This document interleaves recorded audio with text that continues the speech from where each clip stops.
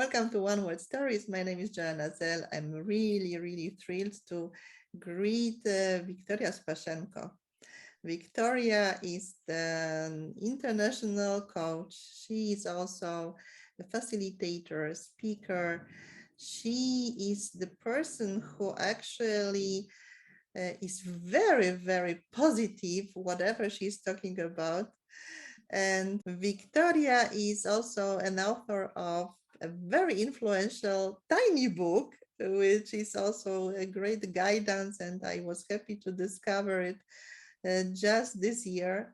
Solution focused approach for the leaders and also for others. And I really appreciate the subtitle, or let's say the bigger title above the title, how to solve problems without discussing them. This is really very triggering, and this is what we are going to talk about in a moment.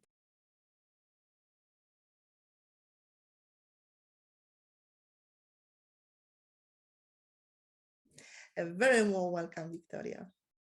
Thank you, Joanna. I'm very happy to be with you today and to have our conversation together. And also, I don't know if I have to congratulate you, because I was looking at your website, and it was, is it episode number 50? It's episode number 50. Yeah, so not 15, but 50. Yeah, so that's Exactly. Congratulations. Yeah, I'm really happy that this episode is taking place with you. Because of your very positive energy, we had also the chance to communicate virtually, but also to meet in person. I'm really grateful for. We met just in May on Malta, which was really a very nice meeting. And it was double nice because, of course, the people who don't know you don't know that actually you had a huge odyssey to also arrive in Malta, because you are based in Kyiv, and obviously traveling currently is pretty tough. Yeah, that's very true. The road takes, I don't know, so many hours, of course, because you have to travel to Poland first and then to fly to Poland from Poland. But, you know, hopefully it will change soon. All of us, we are crossing fingers, and as I see it right now, we are on the good way. So yes, and this brings me actually to the very first question, because I have just mentioned that you work with the solution-focused approach. How role does it play in the current situation when Ukraine in the state of war? Yeah, you don't know yet, probably, but I've got like a personal project which is called Solution Focused Ukraine. And that was in 2019. We had a conference of the solution focused practitioners in Budapest. And two of my colleagues, they presented their new coaching model. Of course, I mean, it was in their solution focused style. Yeah, and they invited a volunteer. And honestly, I'm not a kind of person who would raise my hands. Yeah, it was not me. Yeah, because I would rather sit somewhere in the corner waiting for someone else to do that. But I don't know why, but I just said, okay, I would like to be a volunteer. And they said, then, you know, the only request we've got that it should be like a bigger project, not a project for 1 month, for 2 months, it's maybe a bigger, like 1 year project or something like that. And they said, okay, my project is longer. And they asked, what is the project? I say, I would like to make my country more solution focused. And, you know, there was a silence in the room, because I mean, all the people, I think they were impressed by the ambition, and I was impressed myself because I was not planning to say that. And they started to coach me, and they asked this question, and where is the horizon? Because of course, every project has got a horizon. And I said, you know, I think that this project goes beyond my lifespan. But if we need a horizon for this very moment, yeah, so then it will be like 40 years from today. And that was in 2019. And also when I'm thinking now about the current situation in Ukraine and about the war and about the communication environment, I think that, you know, some countries are just naturally solution focused.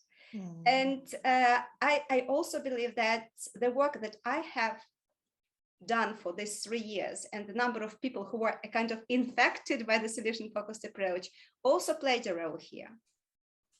Yeah, So yeah, definitely. That's the story.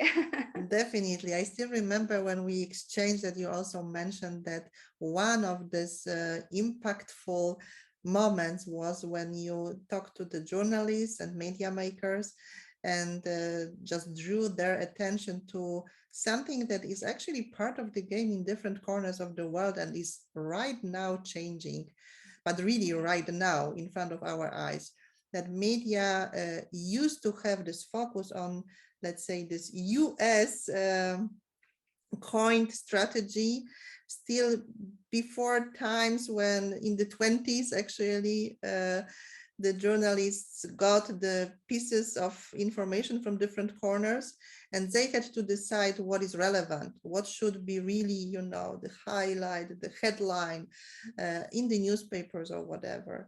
And many people really were thirsty for hearing what is going on, what conflicts are there. So the first criterion was actually to go for the information regarding what doesn't work, where is the problem, where is the challenge, where is the conflict, and really to focus on this. And exactly, your approach was a game changer, and this is what actually was injected in the media in the Ukraine. Would you like to refer more to it? Yes.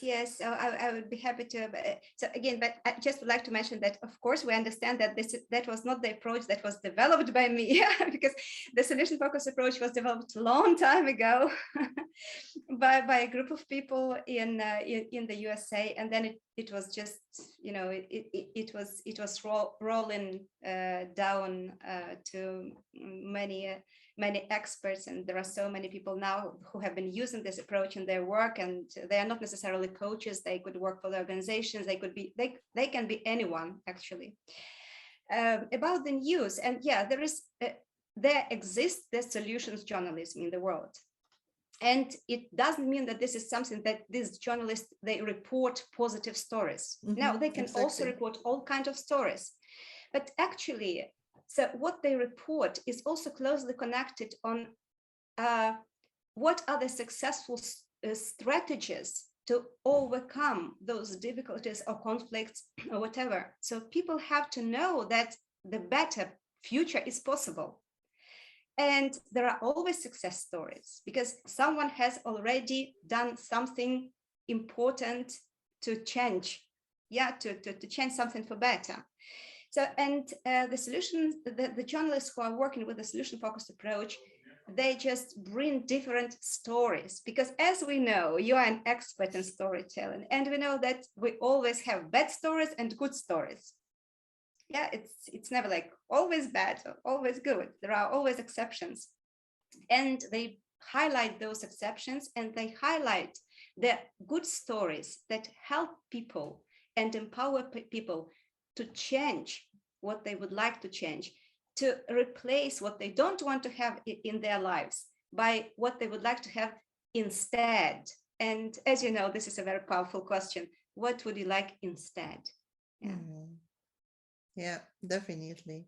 Definitely. Thank you. Thank you for sharing. So this brings me, of course, to the next question. How do you come with this solution-focused approach that, as I see, brings really light and much more hope and a completely different energy? Do you have such an example that something was really challenging and you came up with, you know, this new approach?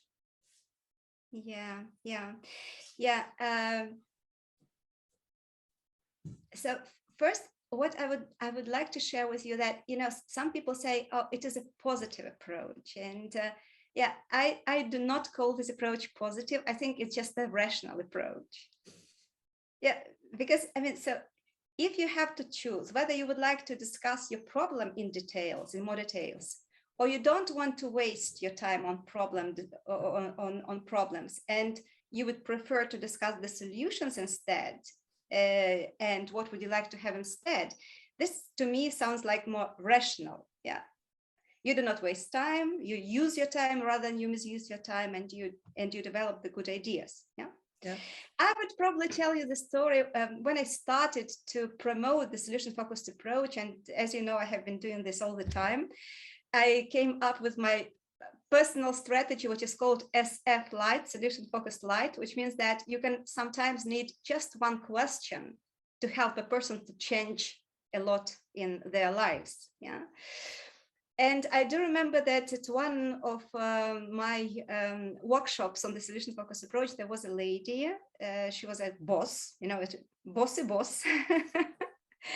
And she said, you see my management style. Yeah, I'm very direct, and, you know, I'm very bossy. Yeah. And I don't know if I could apply the solution-focused approach in my practice, in my company, but I would definitely think about it. And, you know, we met a couple of months later, and she was sharing with me her own experience, because somehow she decided to try this approach, but she didn't want to involve the company into the process. And she decided to apply it on herself. Okay. This And is the first step. so that was interesting. And she said, you know what I discovered after a while, that actually my inner dialogue is almost always problem talk. So I have discovered that I'm talking and I'm discussing things inside, and they are always about, okay, so it goes not the way I would like it to go, so what is the problem? And yeah, and then she said, I was surprised to discover that, and I decided to practice just this one question. Okay, you don't like it. It sounds like this is not the best situation for you, and what would you like instead? And that was, you know, the turning point for her. And interestingly, and of course, I was very happy, because when she went through this process herself, she understood how she could apply also the approach in the company. I do remember this lady, because, you know, that was something that I didn't expect to happen, but it happened. There are a lot of miracles in life. And by the way, in the solution approach, we've got a question about miracle. So if miracle happened, how would you notice? If you don't, if you were sleeping and you don't know that it happened, so how would you notice this next morning?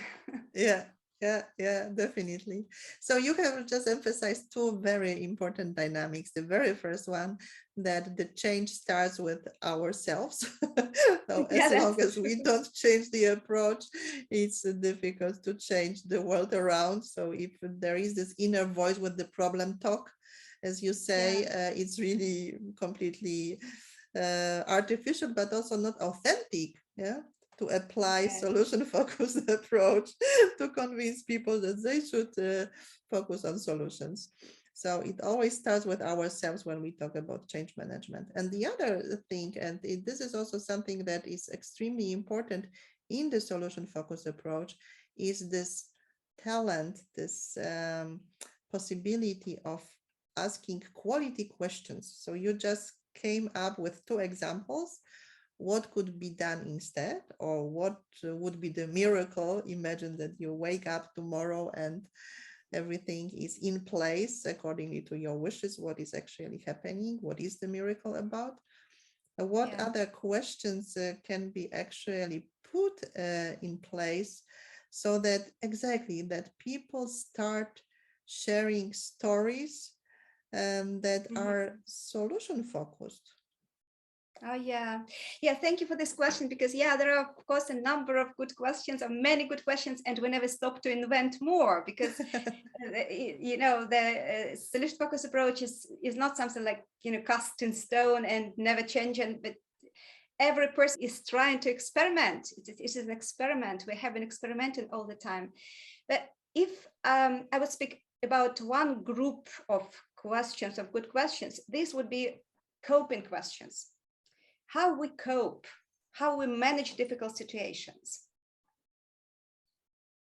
And this is very important. And I will tell you another story here, because I've got a lot of them, but this story would be it came into my mind first, so I would like to share this. So once I was present at the conference, and honestly, this conference was not very well organized. And it was a big conference, there were a lot of people. And then I was traveling back home and I met a lady at the platform. She looked very disappointed, frustrated, I would say so. But so her face was familiar to me. I approached her and we started to talk, and she said, how did you like the conference? I said, I've got mixed feelings. I was very diplomatic and said, I've got mixed feelings about this conference. And she started to cry. She happened to be the organizer.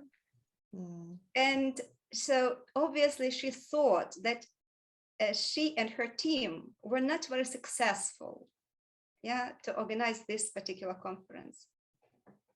And as we have to travel for some time together, I said, okay, I know that you are very disappointed and you know that, you feel very miserable or very, you think that was an unfortunate situation in your life.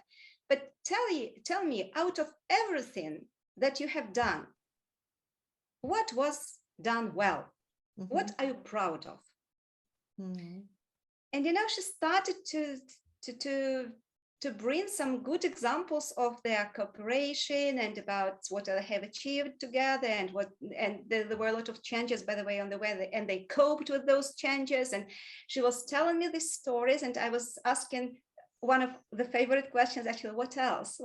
Yeah, so that to encourage her to share more and more of the success stories. And after, I don't know, maybe 10 minutes or 15 minutes, she said, look, thank you very much for coaching me, because I was not even thinking that there were so many nice things, that we have done. Of course, we cannot always control everything, but actually we coped and we managed, and the conference happened. And it doesn't mean that this is necessarily like you stop here. But when you recognize that there is always something that has been working well and you have achieved something, this is a very good platform to move further. You can analyze things and come to the conclusion that some things could have been done better, and just, learn your lesson from that. But this is very important to ask this question: how do we cope in difficult situations, and how we achieve our best? And there are a lot of questions around this, of course. Definitely. But this is a good question. How do we cope? The same, if you can allow me, just if I say something about the current situation in Ukraine and the war. So this is the question I ask every day, and sometimes many times during the day when I meet different people. And some people, Ukrainians, cope very well.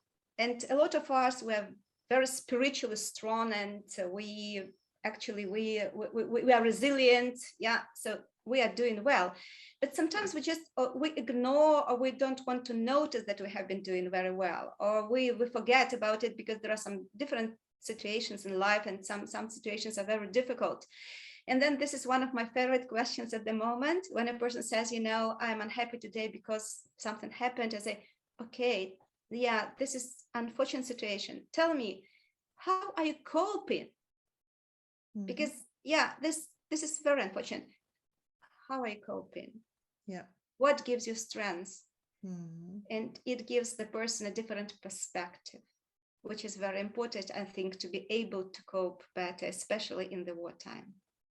Definitely. It's also on the level of our powers, president, etc. That's what I have been observing. They're trying to cope, whatever life brings.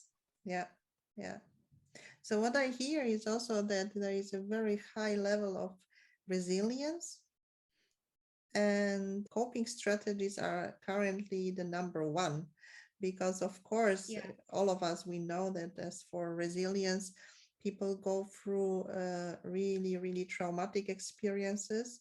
And what counts actually eventually is how they cope with them. Yes. And what they remember, how they cope. This is very important at this very moment, because sometimes we do not take into consideration our strengths. Yeah. And we start with weaknesses. And this is again, Mm. we start with a problem talk rather than with solution talk. Another thing is here, this is the art of noticing, which is very important in the solution focus approach. There are a lot of things around us and we choose what would we like to be focused on. So where is the focus of our attention?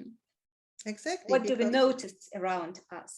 There was a training of facilitation session about management and leadership, and actually this is like management versus leadership, because I think they are very different and people sometimes mix and they are very, very different. So, and there was one lady, she approached me after the training session and she said, I've got a question. And of course, I thought it would be a question about management or leadership. Yeah, management versus leadership. And she said, I live in a certain place in Kyiv.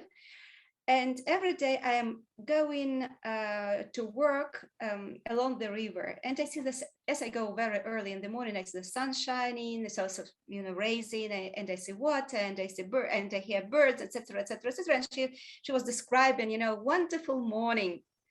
And I was waiting for the question. And finally she said, yeah, so the question is, why don't other people notice that? And that was a very good question. Yeah, there are so many different. There are so many people who goes the same, who cover the same road. Yeah, they go the same way, and some people do not notice what she notices. Yeah. And this is the art, and this is the habit, and this is also the skill. Definitely. We can develop this skill. Yeah. Exactly. And this is what I wanted to add, that it's the good news that we can develop the skill, that we can. By the way, how could you develop this skill, notice and more good attention? Huh? The idea that comes originally to my head, what would be really to really record it in the written way. So at the end of the day, really to write down a couple of lines, okay, what I really noticed today that was positive, what I really noticed that was really bringing light into the day, what was my, I don't know, aha effect. Yeah. So to say, that I said, oh great, my rose is blossoming in the garden, wow. Yeah, and there is also a little nuance, because I can write about positive things, or I can also write about helpful things. Helpful. This helpful thing is not necessarily positive, but it is somehow helpful for me. Another small story about being helpful. We had a project with one of the Ukrainian companies, and that was the project to improve their regular office meetings. And so there were 6 meetings, and during these 6 meetings, what we were doing actually, we were learning how to notice helpful things, not necessarily positive, but helpful things. Yeah.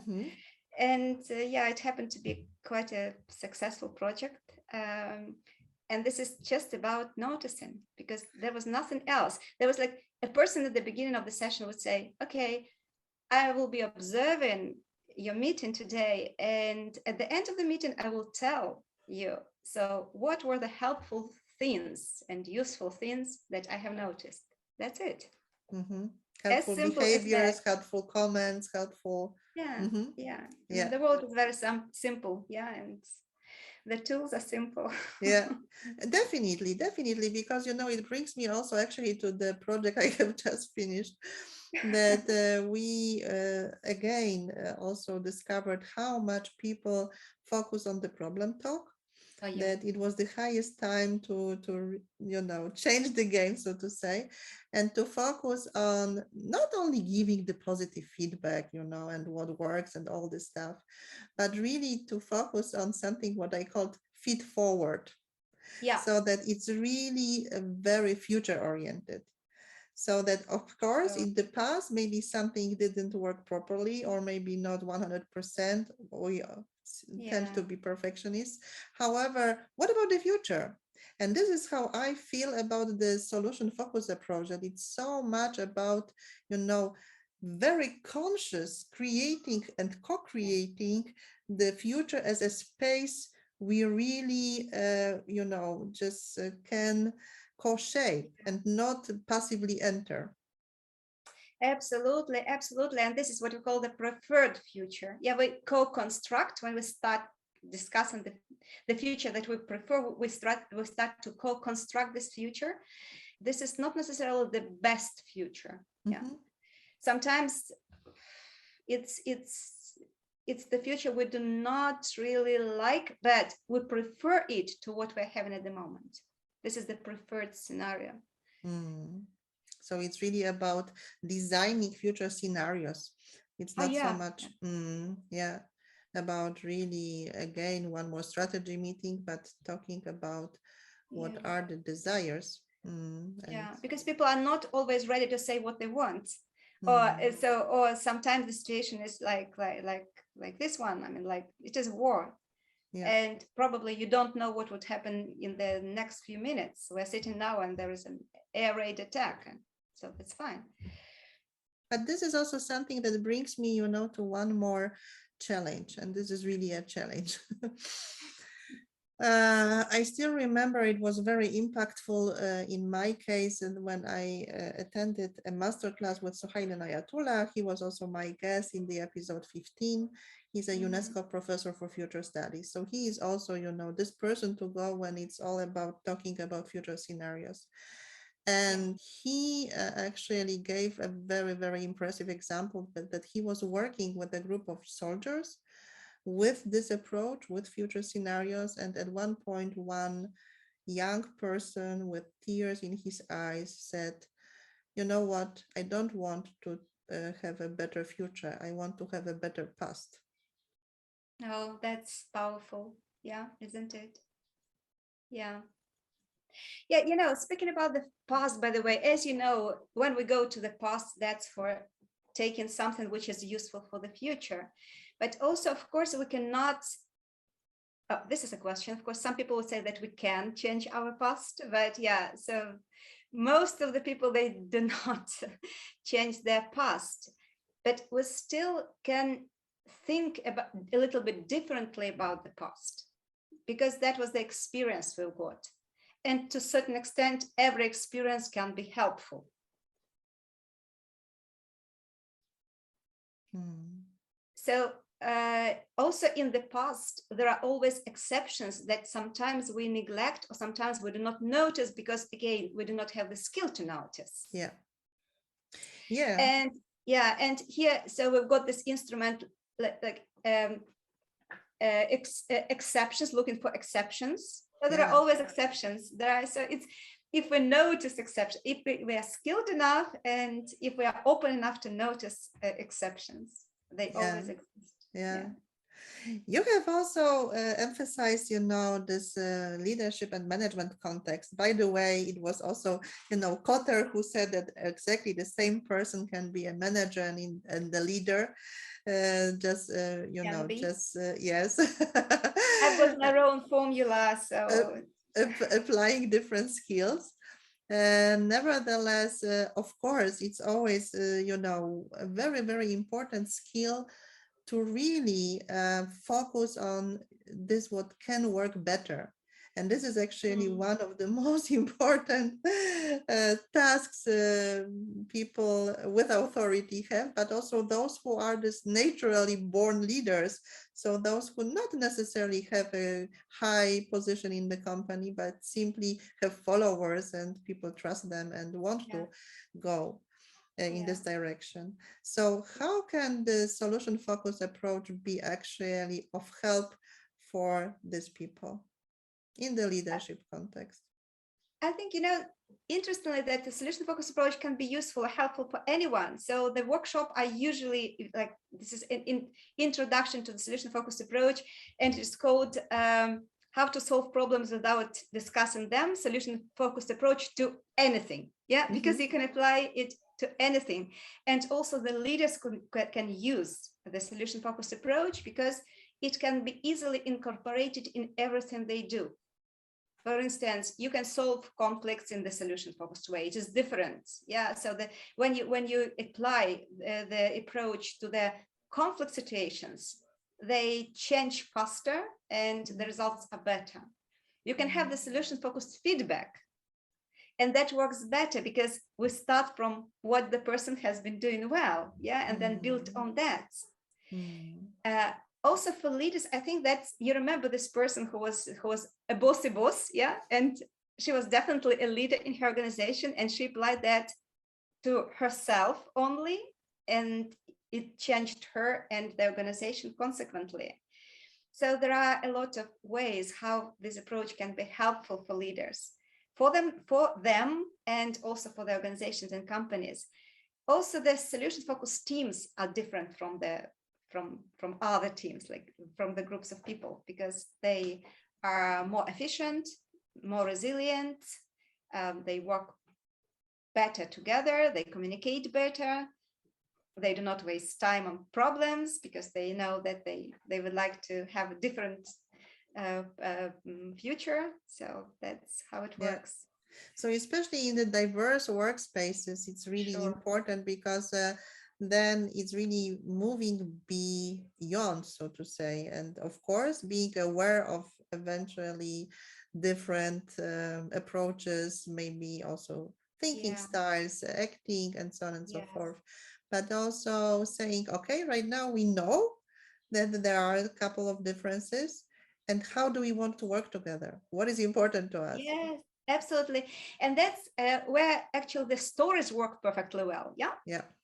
Because in the intercultural world, every person comes with his or her own story. And when we're speaking about the preferred future,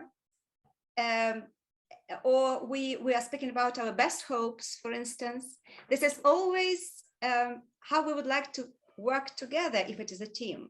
And if these are different people from different countries with different perspectives, with, you know, different views on everything, this is the time for them to tell their stories and to share their best hopes of how can they better work together. Exactly. So this is story time again. Exactly. And I'm so grateful for it because, you know, many people, when they hear the term storytelling, they refer to the past stories and they say, oh, you know, it's again about, you know, sharing experiences from the past. However, of course, it's just one of the possibilities to work with stories.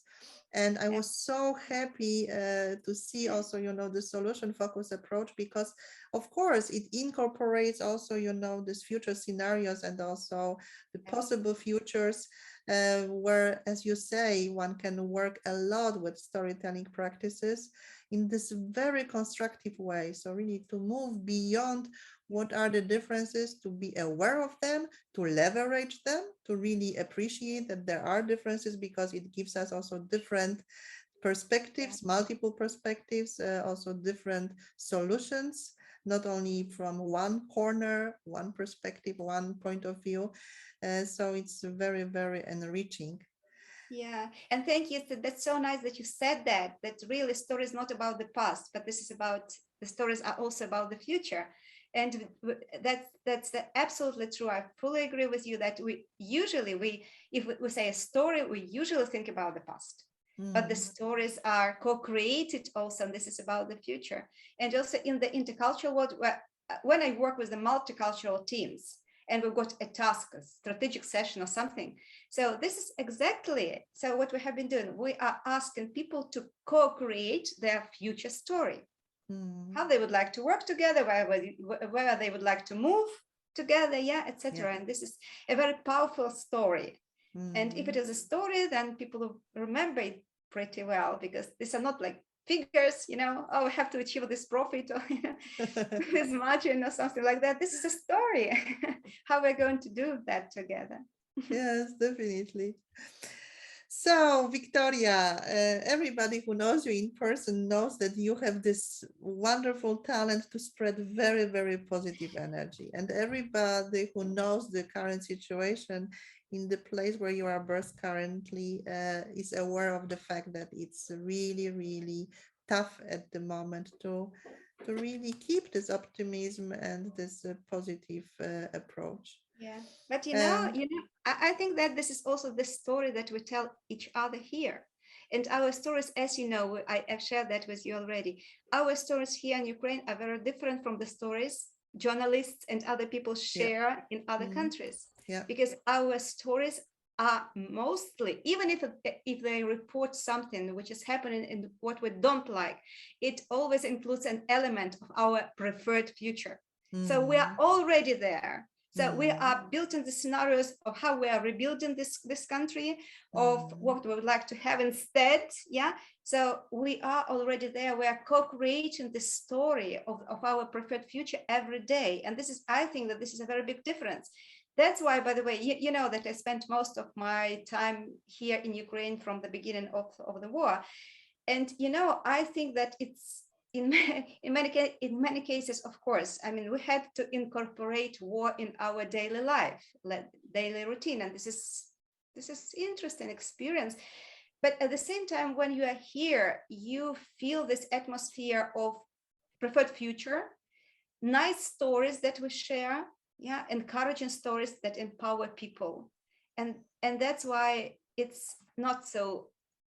Of course, people are different, and you can hear the different story from a different person who lives in Ukraine at the moment. But my feeling of the situation is that the storytelling and this sharing positive stories and positive but preferred future stories is something that is very helpful for Ukraine at the moment, and that's why, of course, we are going to win. No, not we're going to. We win. Yeah, we are the winners already. So I think Victor, we are already the winners. yeah, yeah, yeah. So Victoria, what is such a word that is really important for you these days and also in general in the Mhm. moments of, you know, maybe not despair, but moments of saying, oh, it's really tough. A How moment can of I learning new translate? skills, Joanna. Mhm. Exactly, a moment of learning new skills. You see the solution focused approach. So, yes, what is such a word and Yes, what is yes. the story behind? So I would say that if you are speaking about one word that is shared here at this moment, this is the word victory. Yeah, this is for sure. On the personal note, I would say my one word would be moment. Why moment? Because life is actually also a chain or the combination, a wonderful combination of different moments. And some moments are better than others. And this is again, so the moment is something that root you into now. And we Mm. have been always talking about how important it is to be here and now in this very moment, because if you are in this very moment, you can notice a lot of things. And again, the question is what you notice. Mm. Some time ago, I met a very, very young lady, 4 years old, in the swimming pool. So she approached to me very seriously and she said, "Do you know that we've got the swimming competition today?" I said, "No." Yes, and you know that I'm going to compete with older girls. Wow. I Okay. said, "Great." And she said, "And I will win." Wow. I said, I'm very happy about it. Yeah. So you feel so confident. You must know a secret. And she Uh, said, "Of course I know the secret. I trust myself." uh, And so this is the winning spirit. So it's very important to trust ourselves and mm. yeah, to be in the moment and trust that whatever happens, you can cope. Yeah. Wow. So, Victoria, this is what I wish not only you, but everyone around you. This winning spirit. This is also something that is definitely solution focused. Yeah. And I'm really, really grateful for your insights, for your sharings, for all the stories you were eager to share with us. And also just this moment of self reflection, what is helpful in your situation, for you personally, in this tough times, but also what is helpful in Yeah. general in Ukraine currently. Yeah. Thank you very much for inviting me and for giving me this opportunity to share stories with you. Thank you.